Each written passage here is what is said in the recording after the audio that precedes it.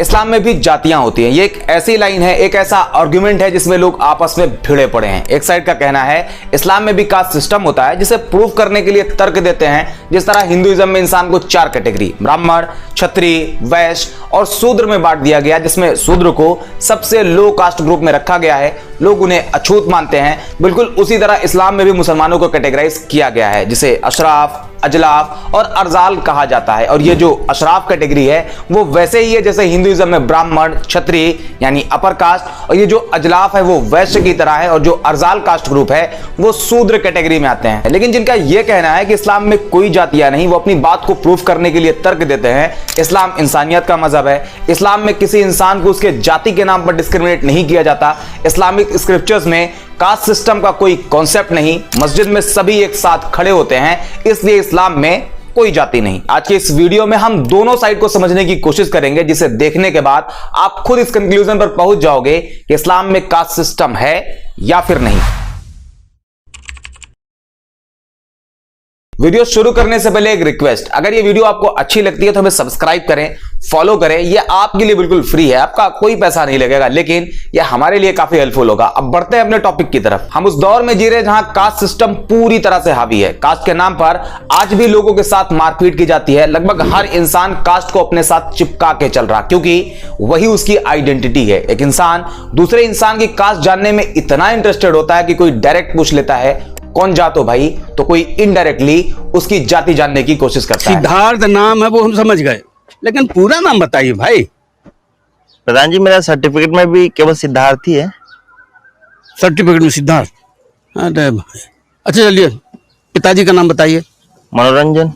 अरे भाई देखिए, मनोरंजन गुप्ता प्रधान जी। गुप्ता, तो गुप्ता जी हैं आप। कास्ट को लेकर हम इतने सीरियस हैं कि अब इस्लाम में भी जातियों की बात होने लगी। पॉइंट नोट कर लें, इस्लाम में जातियों की बात होने लगी। आज के इस वीडियो में हम इस्लामिक कास्ट सिस्टम को 2 नजरिए से देखेंगे। पहला इस्लाम में कास्ट सिस्टम के बारे में, और दूसरा मुसलमानों में कास्ट सिस्टम के बारे में। पहले बात करेंगे इस्लाम में कास्ट सिस्टम की, और यह समझने की कोशिश करेंगे कि इस्लामिक स्क्रिप्चर्स में कास्ट को लेकर क्या कहा गया है। और हम अपनी बात शुरू करेंगे डॉक्टर अल्लामा इकबाल की एक पोएट्री से। एक ही सफ में खड़े हो गए महमूद अयाज, ना कोई बंदा रहा ना कोई बंदा नवाज। इस 2 लाइन में अल्लामा इकबाल ने बहुत कुछ समझा दिया। बादशाह महमूद और उनका एक गुलाम था जिसका नाम था अयाज। आमतौर पर बादशाह और गुलाम एक बराबर नहीं हो सकते, उनमें फर्क है। तभी एक किंग है तो दूसरा स्लेव, लेकिन दोनों में एक चीज कॉमन है, इस्लाम। दोनों इस्लाम को फॉलो करते हैं। एंड जब वो नमाज के लिए खड़े होते तो उस पर्टिकुलर टाइम में ना कोई बादशाह होता और ना कोई गुलाम। उस पर्टिकुलर टाइम में वो दोनों एक साथ एक बराबर खड़े होकर एक अल्लाह के सामने झुकते और उसकी इबादत करते। जिसपे इकबाल ने कहा है, एक ही सफ में खड़े हो गए महमूद अयाज, ना कोई बंदा रहा ना कोई बंदा नवाज। लेकिन एक पोएट की बात पर हो सकता है कई लोग एग्री ना करें, क्योंकि जरूरी नहीं कि पोएट्री सही ही हो। लेकिन हम थोड़ा और डीप में चलते हैं। कास्ट सिस्टम को लेकर कुरान में क्या कहा गया है, हदीस में कैसे कास्ट सिस्टम को डिस्क्राइब किया गया है, उसे समझते हैं। लेकिन उससे पहले आज का जो टाइम चल रहा आर्टिफिशियल इंटेलिजेंस वाला, उस पे देखते हैं कि आखिर उस इंटेलिजेंस को इस बारे में कितना पता है। चैट जीपीटी पे गए, उसे सवाल किया क्या इस्लाम में कोई कास्ट सिस्टम है। क्लियर कट जवाब आया, नहीं।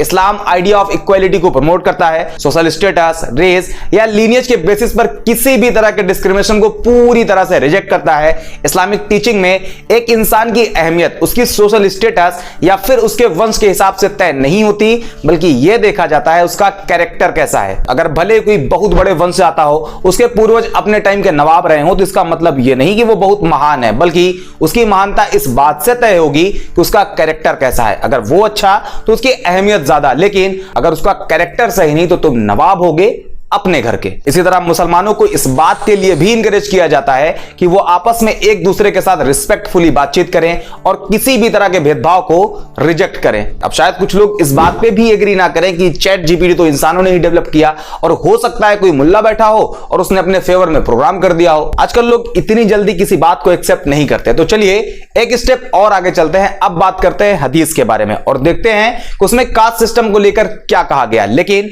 उससे पहले तो यह जान ले कि हदीस कहते किसे हैं? हदीस की जो एक्चुअल मीनिंग होती है वो है नरेशन, जिसे उर्दू में रिवायत कहा जाता है, और इसका एक दूसरा मतलब भी है जिसे डिस्कोर्स कहते हैं। हदीस क्या है, इसे एक लाइन में समझने के लिए बस आप इतना जान लें, वो बातें जो प्रॉफिट ऑफ इस्लाम ने खुद कही उसे हदीस कहते हैं, जो कि Islamic practice, ethics, religious guideline, interpretation of शरिया जैसे पॉइंट को समझने के लिए एक इंपॉर्टेंट सोर्स है। मतलब हदीस इस्लामिक स्क्रिप्चर्स में एक अहमियत रखती है, जिसमें कई फेमस किताबें आती हैं, जैसे सही बुखारी, सही मुस्लिम और भी कई तरह की। अब आते हैं अपने टॉपिक पर और देखते हैं कि हदीस में कास्ट सिस्टम के बारे में क्या कहा गया है। हदीस की एक किताब है सुनन अल तिर्मिजी, इसके हदीस नंबर 2955 में कहा गया है, ऑलमाइटी अल्लाह ने आदम को मुट्ठी भर मिट्टी से पैदा किया जिसे जमीन से लिया गया था, इसलिए आदम के बच्चों में कुछ की स्किन रेड कलर की है, कुछ की गोरी तो कुछ की काली, यानी कोई गोरा है तो कोई काला, लेकिन अल्लाह के नजदीक महान वो है जो अच्छे कर्म करता है। इस हदीस के अकॉर्डिंग सच्चाई, ईमानदारी एक ऐसी क्वालिटी है जो किसी को अल्लाह की नजर में अच्छा बनाता है, ना कि उसकी कास्ट, उसका स्किन कलर, उसका सोशल स्टेटस या फिर उसका वंश। एक और किताब है मुस्नद अहमद, उसके हदीस नंबर 22978 में भी लगभग इसी बात को मेंशन किया गया है। एक और हदीस की किताब है शुअबुल ईमान, इसके हदीस नंबर 4767 में कहा गया है, रिलीजन या अच्छे कामों के अलावा कोई भी किसी से बेहतर नहीं। इसके अलावा प्रॉफिट ऑफ इस्लाम ने अपने फेयरवेल सरमन में कहा था, सभी मानव जाति आदम और हव्वा से हैं, एक अरब किसी नॉन अरब से सुपीरियर नहीं, ना ही एक नॉन अरब किसी अरेबियन से सुपीरियर है, ना ही कोई काला किसी गोरे से सुपीरियर है और ना ही कोई गोरा किसी काले से। ये कुछ हदीस थी जिसमें कहीं भी किसी इंसान को उसकी जाति या फिर उसके रंग या फिर उसके नस्ल की वजह से किसी से ऊंचा, नीचा या छोटा बड़ा नहीं बताया गया। अब तक की रिसर्च के बाद कहीं यह नहीं मिला जहां इस्लाम में कास्ट सिस्टम की बात कही गई, बल्कि हर जगह इक्वालिटी की बात हो रही। लेकिन अब हम बढ़ते हैं अपने अगले स्टेप की तरफ और देखते हैं कास्ट सिस्टम को लेकर कुरान में क्या कहा गया है। कुरान के चैप्टर 49 वर्स 13 में कहा गया है, ऐ लोगों, हमने तुम्हें पैदा किया एक मर्द और एक औरत से,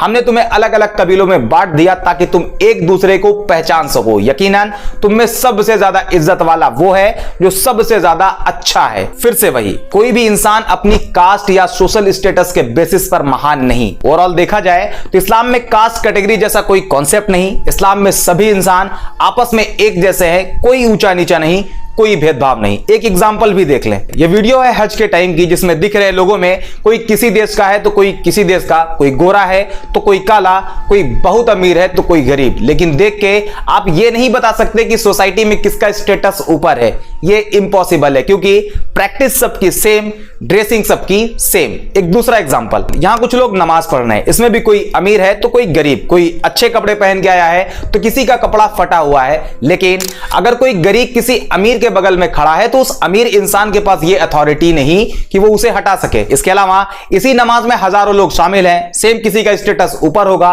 किसी का बहुत कम, लेकिन ये सब उस एक इंसान के पीछे खड़े हैं जो इन सब में ज्यादा बेहतर है, जिसके पास ज्यादा ज्ञान है।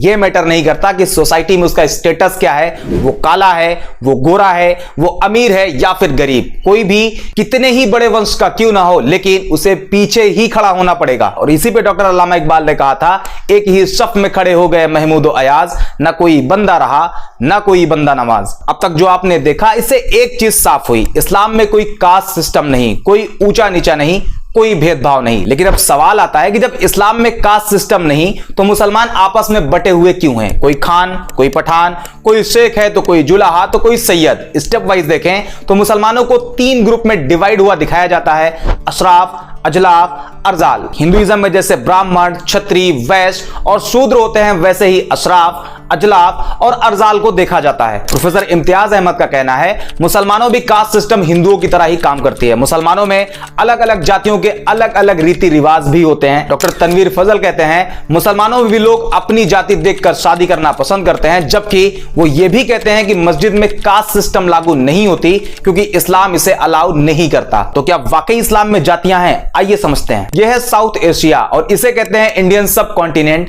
जिसमें आज के टाइम पर इंडिया, पाकिस्तान, बांग्लादेश, मालदीव, नेपाल जैसी कंट्री आती है। लेकिन 1947 से पहले इंडिया का मैप कुछ इस तरह से हुआ करता था। 7th सेंचुरी, ये वो टाइम था जब इस्लाम की एंट्री इंडियन सब कॉन्टिनेंट में होती है। यह पूरा का पूरा रीजन डिस्क्रिमिनेशन जैसी प्रॉब्लम फेस कर रहा था। इस पीरियड में इस्लामिक सूफीज यहां आते हैं और इस्लामिक प्रिंसिपल्स क्या है उसे लोगों को बताते हैं। इस्लाम में कोई कास्ट सिस्टम नहीं, इस्लाम इक्वालिटी की बात करता है। जैसे पॉइंट को लोगों तक पहुंचाया जाता है, जिसका असर यह होता है कि वो लोग जो इंडियन सब कॉन्टिनेंट में भेदभाव जैसी प्रॉब्लम को फेस कर रहे थे, वो तेजी से इस्लाम की तरफ अट्रैक्ट होने लगे। साथ ही साथ अपर कास्ट, मिडिल कास्ट के लोग भी इस्लाम से इंप्रेस्ड होते और इस्लाम को एक्सेप्ट कर लेते। यहां तक कोई प्रॉब्लम नहीं। प्रॉब्लम तब शुरू हुई जब ये नंबर तेजी से बढ़ने लगा। हर कास्ट कैटेगरी के लोग इस्लाम धर्म अपनाने लगे, लेकिन एक चीज वो एक्सेप्ट नहीं कर पाए, कास्ट सिस्टम। इस्लाम तो एक्सेप्ट किया, लेकिन इस्लामिक प्रिंसिपल्स को अडॉप्ट नहीं किया। इस्लाम एक्सेप्ट करने से पहले वो जिस तरह कास्ट को ट्रीट करते थे, as it is Islam accept करने के बाद भी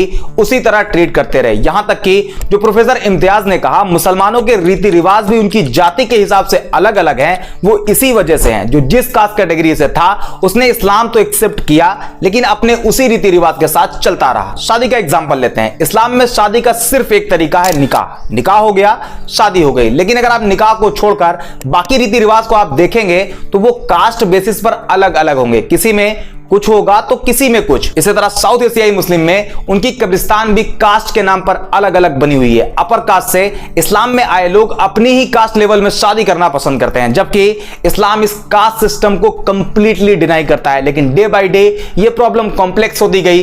जो लोग अपर कास्ट से इस्लाम में कन्वर्ट हुए, मैक्सिमम लोगों ने लोअर कास्ट से इस्लाम में आए लोगों को अपना भाई नहीं माना। अपर कास्ट से इस्लाम में आए मैक्सिमम लोगों ने इस्लाम के उस एंटी कास्ट सिस्टम को अडॉप्ट ही नहीं किया, सिवाय एक जगह के, मस्जिद। साउथ एशिया में यही वो एक जगह है जहां इस्लामिक प्रिंसिपल्स को फॉलो किया जाता है। सभी लोग एक साथ एक लाइन में बगैर किसी भेदभाव के खड़े होते हैं। इस पूरे वीडियो का कंक्लूजन यह है कि इस्लाम में तो कास्ट सिस्टम जैसा कोई कॉन्सेप्ट नहीं, लेकिन साउथ एशियन मुस्लिम में कास्ट है जो मुसलमानों ने खुद बनाई हुई है, और वो अपने हिसाब से, अपने नीड के हिसाब से उसे फॉलो भी करते हैं। उम्मीद करते हैं ये वीडियो आपको पसंद आई होगी। अगर हां तो लाइक, शेयर एंड सब्सक्राइब। मिलते हैं अगले वीडियो में।